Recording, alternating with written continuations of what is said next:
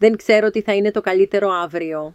Το 2004, ο όρος Διαχειριστής Κοινωνικών Δικτύων δεν υπήρχε ακόμη, αλλά σήμερα οι επιχειρήσεις διατρέχουν τον κίνδυνο χρεοκοπίας αν δεν ενεργήσουν αναλόγως.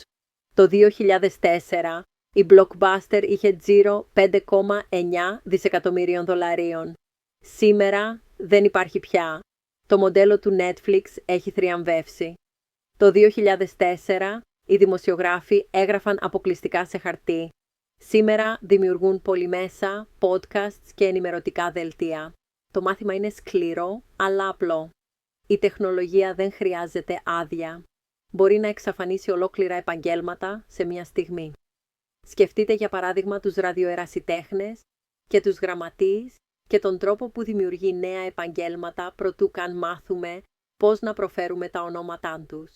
Μεταμορφώνει επίσης τα υπάρχοντα επαγγέλματα σε κάτι άγνωστο. Γι' αυτό η ερώτηση που θέτω δεν είναι αν η εργασία μου θα αλλάξει, αλλά μάλλον πότε θα συμβεί αυτό.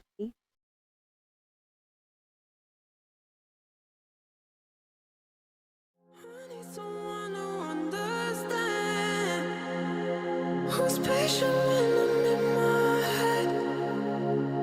'Cause all these thoughts got me too damn scared. Still I fall, fall, fall, fall, fall, fall, fall.